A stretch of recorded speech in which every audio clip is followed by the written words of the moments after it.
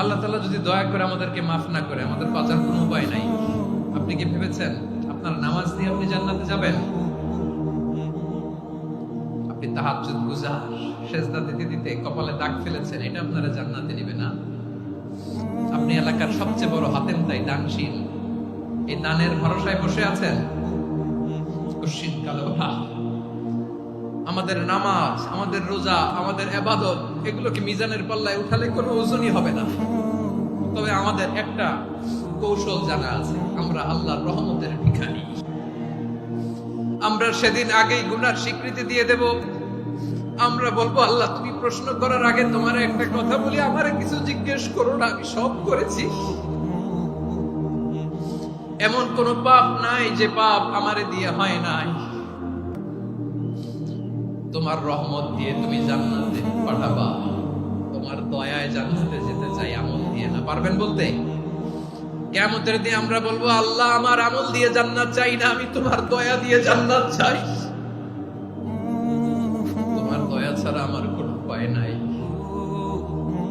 কারণ আল্লাহ যদি বিচার করে, বাঁচার কারো উপায় নাই। আল্লাহ যদি বলে ফেলেন তুই এটা করলি কেন, ওখানে গেলি কেন, কোরআনে 1000 বার নিষেধ করলাম তারপরেও এই পাপে জড়ালি কেন, এরকম প্রশ্ন ছুড়ে দিলে আমার উত্তর আছে? বাঁচার কোনো উপায় আছে? আপনার আমল দিয়ে জান্নাতে যাবেন? কি দিয়ে যাবেন? আল্লাহর দয়া দিয়ে। আল্লাহর রহম আর দয়া ছাড়া কেউ জান্নাতের চেহারাও দেখতে পাবে না। আমার প্রিয় ভাইরা, এই দোয়া আল্লাহর কাছে পছন্দনীয় হওয়ার কারণ তিনটা। দোয়ার প্রথম অংশে আছে তাওহীদ, আল্লাহর একত্ববাদের ঘোষণা। এই দোয়ার দ্বিতীয় অংশ আছে তাসবিহ, আল্লাহর প্রশংসা সূচক বাণী। এই দোয়ার 3 নাম্বার অংশ পাপের স্বীকৃতি। তাহলে আমরা সবাই গুনাহগার। আমরা আল্লাহর কাছে পাপের স্বীকৃতি দিয়ে বলবো, ও আল্লাহ, ইন্নী কুনতু মিনাজ জালিমিন। আমরা জুলুম করেছি, পাপ করেছি, অন্যায় করেছি, আল্লাহ বুঝতে পারি নাই। শয়তানের ওয়াসওয়াসায় পড়ে, বন্ধুর পাল্লায় পড়ে, নফসের খায়েশ মিটাতে যে আল্লাহ করে ফেলেছি। তুমি গুনাহ না মাফ না করলে আমাদের গুনাহ মাফ করার দ্বিতীয় কেউ নাই। ঠিক কিনা বলেন? এভাবে অনুতপ্ত হয়ে যদি আল্লাহর কাছে দোয়া করেন, দেয়ালে পিঠ থেকে গেছে, কোন রাস্তা নাই বের হওয়ার, ওই মুহূর্তেও আপনাকে বিপদ থেকে উদ্ধার করবে কে? বিশ্বনবী চরম বিপদে পড়লে 2টা দোয়া পড়তেন। প্রথম হলো এটা, লা ইলাহা ইল্লা আনতা সুবহানাকা ইন্নী কুনতু মিনাজ জালিমিন। এই দোয়াটা আমরা বেশি বেশি পড়ব প্রিয় ভাই। রাজি আছেন? সবাই আওয়াজ করে পড়ুন ইনশাআল্লাহ।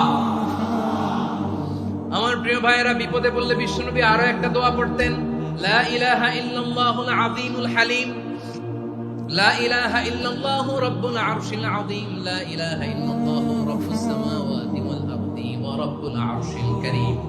এই যে বললাম, রেকর্ড হয়ে গেছে। এখন তো আর ইনস্ট্যান্ট মুখস্থ না হলো, পরে মুখস্থ করে নেবেন। আল্লাহ ছাড়া কোনো উপাস্য নাই, তিনি সুমহান, মহা সহিষ্ণু।